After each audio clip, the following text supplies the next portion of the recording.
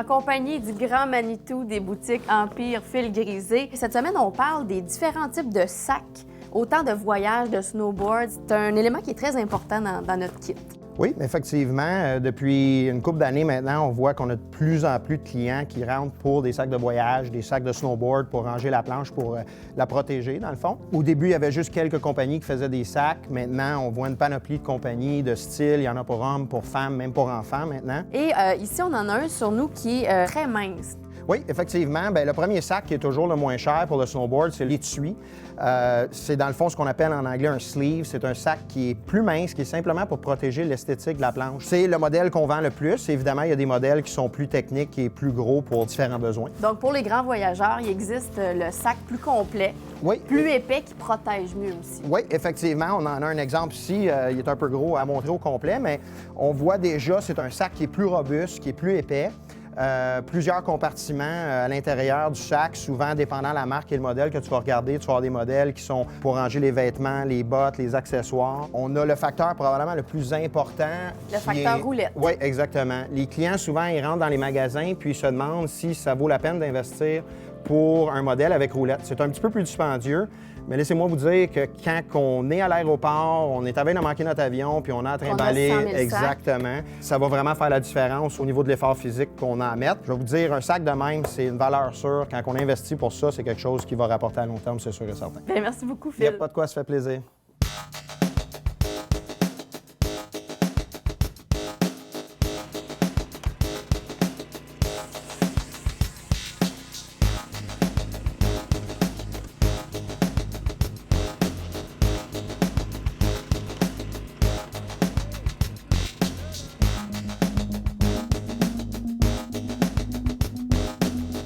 Guillaume, c'est la première fois que tu viens rider le setup ici.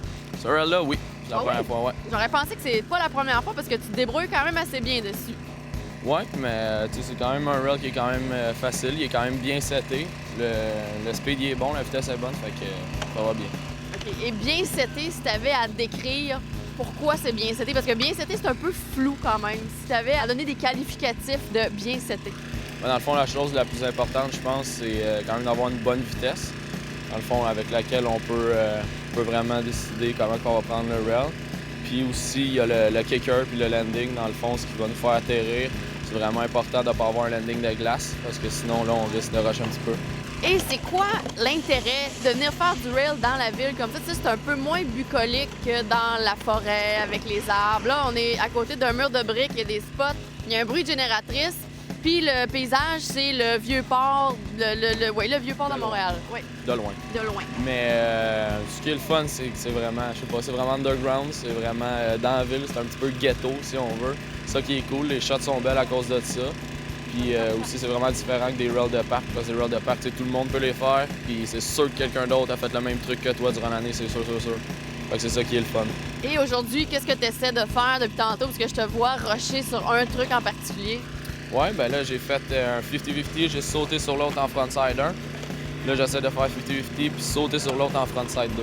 Et à date, c'est pas encore réussi ou... Ben, je l'ai eu une fois, c'est juste que l'atterrissage est un petit peu sketch. J'ai bougé mes bras pas mal, j'ai l'air d'une petite poupée, fait que on va essayer de l'améliorer. Et as-tu l'impression que le fait que ce soit dans la ville, que ce soit interdit, c'est la nuit, que c'est comme si on repoussait un petit peu les limites de la planche, un peu comme à l'époque, tous les riders en planche étaient rebelles. Là. C'est comme si on avait voulu aller chercher une autre, juste pousser ça un petit peu plus loin pour rendre la chose un peu plus underground, justement. Oui, exactement. C'est sûr que c'est le fun de venir quand c'est un petit peu illégal. C'est sûr qu'on est tout le monde qui fait ça, qui pratique ça, de venir le soir dans les rues faire des rails, c'est sûr qu'ils recherchent ça quand même. C'est sûr que c'est le fun d'être un petit peu illégal, mais c'est pas grave. Quand on se fait avertir, on est quand même très compréhensif. Puis des fois, c'est les personnes aussi qui nous mettent dehors, qui sont compréhensifs, puis qui disent comme « OK, c'est bon, vous avez 1 heure. Sinon, débarrassez. » là.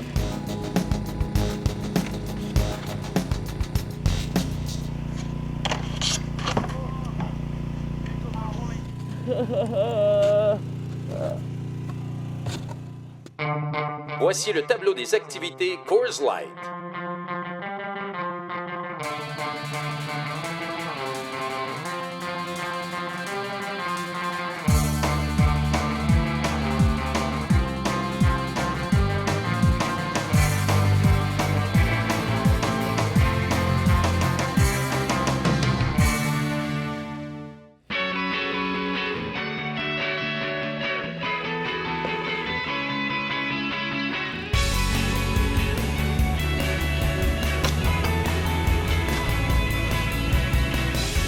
Gabriel, t'es vraiment entêté, mais je pense que ça faisait partie du but ce soir de réussir un truc en Je particulier. suis vraiment venu ici pour ce truc-là. Fait que depuis tantôt, c'est ça que j'essaie. Il y a 2 autres trucs qui sont rentrés que j'avais pas prévu, que j'ai essayé malgré moi, vu que ça faisait tellement longtemps que j'essayais ce truc-là. Là, je viens de quasiment l'avoir, le truc que je voulais faire. Là, je suis prêt à remonter sur ma planche puis réessayer ça là, pour l'avoir. Là. On C'est dit là truc, que truc, ça se truc. passe. On dit truc, truc, truc, mais essaie de me décrire un petit peu pour, pour que les gens puissent figurer. Le truc que je veux faire à soir, c'est... Je mets de mon mauvais côté en switch. Oui. Je descends en switch. Je descends, je fais switch, lip slide. Fait que mon derrière de planche, je passe par le rail. J'arrive comme en board slide, on pourrait dire. Fait que switch lip. Là, je saute sur l'autre rail encore en lip slide, je le garde. Puis j'essaie de faire une rotation 270 out. OK.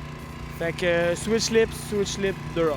OK. C'est Dans ça. le fond, la difficulté de ça, C'est, premièrement, un rail qui descendrait normalement sans trou. Ce truc-là, c'est très, très, très basic. Ben, pas basic, mais c'est un truc qui se fait très bien. OK. Euh, Le fait qu'il y a un gap, Il déstabilise. Dès que j'arrive sur l'autre, j'ai tout le temps tendance à sortir vers les marches. OK. Fait que ça, c'est vraiment plus difficile. J'ai réussi le switch lip au complet, mais là, je suis en train de faire le switch lip 2 out. Ça, c'est encore plus difficile parce qu'à la dernière seconde, il faut que je fasse une rotation 270 degrés.